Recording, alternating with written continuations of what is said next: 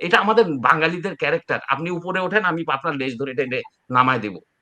এটার থেকে আমাদের বের হতে হবে। এটার থেকে আমাদের, এবং আপনারা যারা ভাবছেন যে কি হয় কি হয় দেখি না কি হয় দেখি না কি হয়, আচ্ছা অমুকের সাথে মিটিং তমুকের সাথে মিটিং, এগুলোতে কিচ্ছু হবে না আমার জনগণ যতক্ষণ মাঠে না নামবে।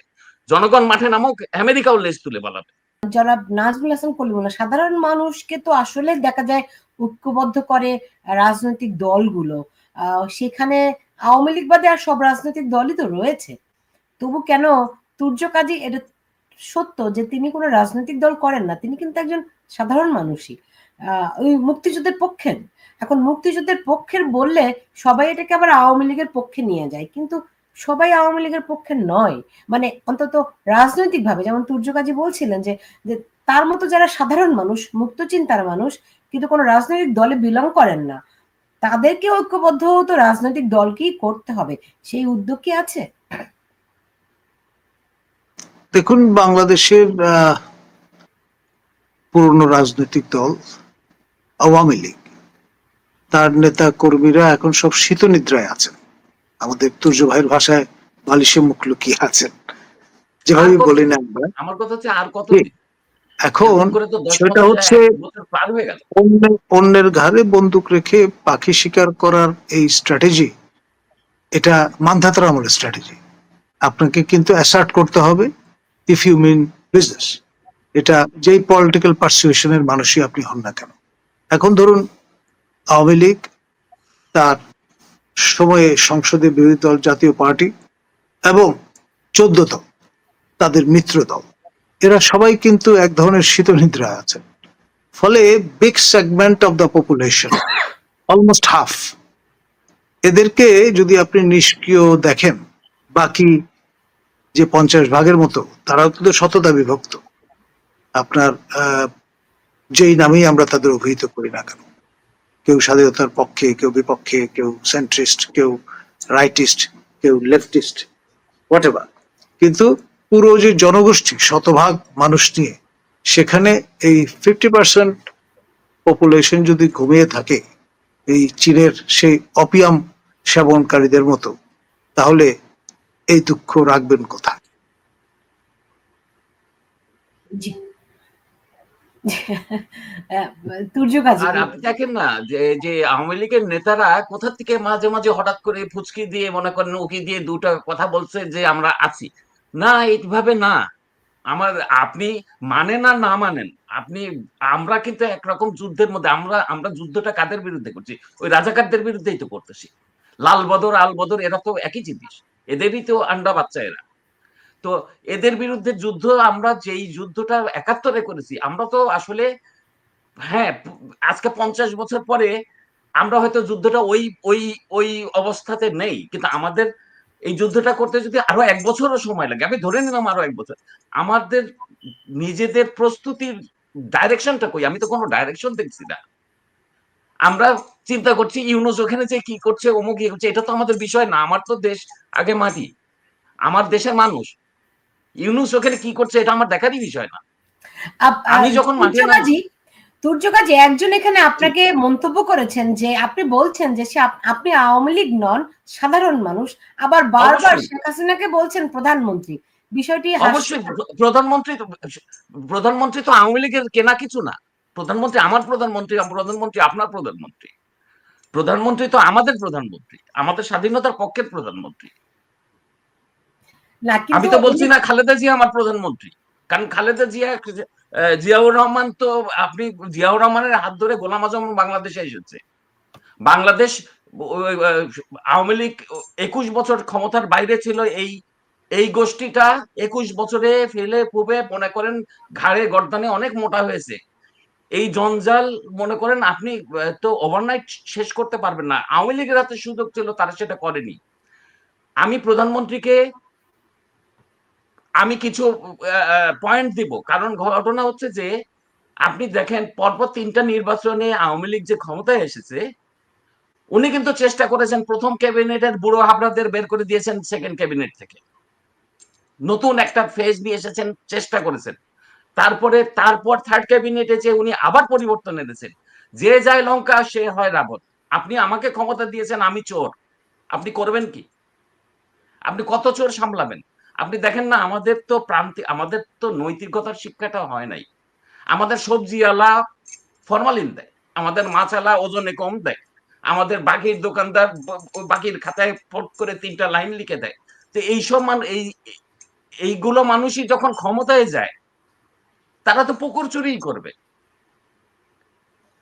তো উনি তো জি চেষ্টা করেছেন, কিন্তু আমার জি কথা হচ্ছে যে যারা সত্যিকারের দেশপ্রেমিক, তারা কর্নার হয়ে গেছে সবসময়। আমরা চাটুকারিতা খুব পছন্দ করি। চাটুকার পরিবেষ্টিত হয়েছিল প্রধানমন্ত্রী, উনি সামহাও ওইটা কিছুটা হয়তো এনজয়ও করেছেন।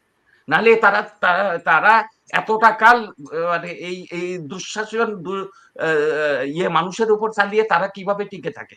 আমরা তো দেখেন, আপনাদের খেয়াল আছে কিনা জানি না, যুদ্ধাপরাধীদের বিচারের পরে পরবর্তী সরকারের সময় প্রধানমন্ত্রী যেদিন সংসদে দাঁড়িয়ে শামীম ওসমানকে ডিফেন্ড করলো, শামীম ওসমান হয়তো প্রধানমন্ত্রীর জীবনে, আপনি ধরেন কোনোদিন আমাকে বাঁচিয়েছেন বা আপনি আমার জীবনের এমন একটা কাজ করেছেন, আমি আমার সারা জীবনের কৃতজ্ঞতা আপনার কাছে, আপনাকে আমি রক্ষা করব। কিন্তু আপনি যখন একটা সন্ত্রাসের বিরুদ্ধে, একটা যার বিরুদ্ধে পরিষ্কার ডিস্টিংক্ট কিছু অভিযোগ আছে, তাকে যখন সংসদে দাঁড়িয়ে বলেন যে আমি তাকে রক্ষা করব, তখন তো আপনি আমাদের কথা তো আপনি ভাবলেন না, আপনি তো ভাবেন নাই আমাদের কথা। সেইখান থেকে তো আপনার সাথে আমার দূরত্ব তৈরি হচ্ছে, সেইখান থেকেই তো আমাদের দূরত্ব হচ্ছে। আমরা তো আপনাকে ভালোই বাসি, আমরা তো আপনাকে সারা জীবনই চাই। আপনি শোনেন, একটা কথা বলি, আমরা হয়তো দাঁত থাকতে দাঁতের মর্যাদা বুঝি না। আমাদের প্রধানমন্ত্রী বয়স তো হয়েছেন, উনি তো অমর না। আপনি তো চিন্তা করেন তো, আজকের এই প্রেক্ষাপটে আমাদের প্রধানমন্ত্রীর যদি চোখটা ডোবে, আপনি কিন্তু 200 বছরের জন্য ডুবে যাব। এই কথাটা মানুষকে বোঝানোর জন্য, মানুষ কিন্তু ভিতরে ভিতরে সবাই বুঝছে, সবাই প্রস্তুত। শুধু আমাদের দিক নির্দেশনাই নেই, আমাদের কোনো নেতৃত্ব নেই।